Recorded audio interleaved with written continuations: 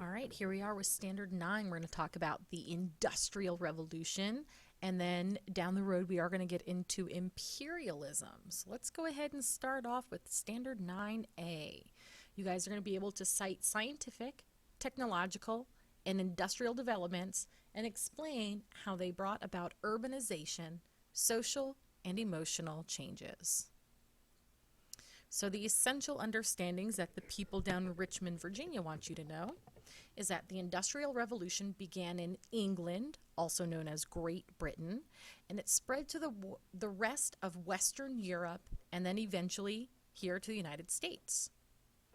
With the Industrial Revolution came an increase in demand for raw materials from the Americas, Africa, and Asia. Advancements in technology produced the Industrial Revolution, while advancements in science and medicine altered the lives of people living in the new industrial cities. Cultural changes soon followed. All right, so the beginnings of industrialization. So let's go ahead and set the stage. So after the American, French, and Latin American revolutions brought in new governments, a new form of revolution was taking place. The Industrial Revolution, also shortened down and abbreviated by the letters IR, changed the way that people worked with the increase in goods because of machines. So before the Industrial Revolution occurred, all goods are going to be made by hand. So the IR, or the Industrial Revolution, it's going to begin in Great Britain. In the 1700s, large landowners in Great Britain started to buy up smaller farms which were owned by the villagers. These landowners greatly improved farming methods, and this is going to begin what's known as the Agricultural Revolution. So we're going to have these things, these enclosures, which are large fields or farmland. They're going to have two results by enclosing these larger fields. We're going to have new production methods that are going to develop, and we're also going to have the movement of many small farmers to the city. They're going to be pushed out of their farming jobs, and they're going to have to go to the cities looking for work. So here is a picture of this British farm enclosure movement, where you have a bunch of little farms put together in larger enclosures, and that is the British enclosure movement. So new agricultural methods that are going to develop at this time. We are going to have crop rotation, and crop rotation is a system of growing a different crop in a field each year in order to preserve the soil. So different crops take up different nutrients in the soil, and so to keep that soil fresh, to preserve it, you're going to maybe one year grow potatoes, and the next year you're going to grow corn in that same soil, and the year after that maybe you'll grow tomatoes. It's just rotating which crops are being grown in each field every year. Then we are going to have breeding methods, and breeding methods, it's where we allow the best animals to breed, which increase the amount of meat on each animal. So for example, if you have a bull, which is a boy cow, and it gets together with a girl cow, and both of those animals have lots of meat on their body, and they get together, they do a little dance, they make a little love one night, and boom, they have a little baby, and that baby's going to have a lot of meat on it.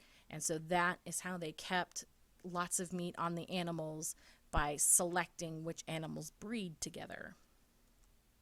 We also have the seed drill, and the seed drill allows farmers to sow seeds in well-shaped rows, which increased yield. So rather than just throwing the seeds down wherever in the soil, it kept it in these nice, neat rows, so that way it allowed more crops to be grown. All right, so why did the Industrial Revolution begin in Great Britain?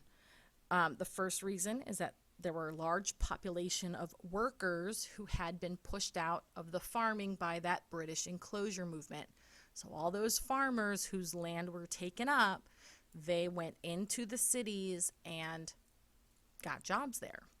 But a big reason why the Industrial Revolution is going to begin in Great Britain is right here, number 2. And that's because there are a lot of natural resources which were needed to fuel the industrialization of Great Britain. So these natural resources, they're going to include coal, iron ore, and water, and all these resources Great Britain has. All right, so industrialization. It is the process of developing machine production which required natural resources such as water and coal to fuel machines, iron ore to construct machines and tools, rivers for inland transportation, and harbors from which merchant ships could set sail. And all 4 of these Great Britain had. All right, so some inventions we're going to talk about here that spur industrialization, this booming factories in cities. So the first industry to change is going to be the textile industry. So textiles, it is referring to cloth and fabric. This industry is going to supply the world with cloth. The first thing we see here is John Kay and his flying shuttle. So here's a picture of the flying shuttle, and if you go back to the playlists, there is a video on John Kay's flying shuttle. It's where you put a spool of yarn right here in the middle, and this piece flies from left to right in a loom, and it allows the yarn to be taken across from left to right. If you go watch the video, it shows you. Number 2, we have James Hargreaves and his spinning jenny in 1764. And the spinning jenny just allows multiple spools of yarn to be collected. Number 3 is Edmund Cartwright's water-powered loom. So this loom is creating a textile, like a fabric, maybe like a t-shirt, we'll say, and it is powered by water. So water is in a bucket, it dumps down, and the whole movement process moves the pieces in this machine to create the article of clothing or whatever it's creating. Number 4, we have Eli Whitney and his cotton gin in 1793. The cotton gin, it is going to be developed in America, but it is going to revolutionize English textiles. It's going to increase the demand for slave labor on American plantations. So Eli Whitney creates this cotton gin here in the Americas, and what you do is you take the cotton that is picked on the field, in the cotton fields, and it's going to more quickly clean out the bits of cotton, so get rid of the dirt and debris on each piece of cotton. It's going to clean it out. And so because this machine does this and the human being is not needed for this part of the process, it allowed for more slaves to be working in the fields and collecting cotton.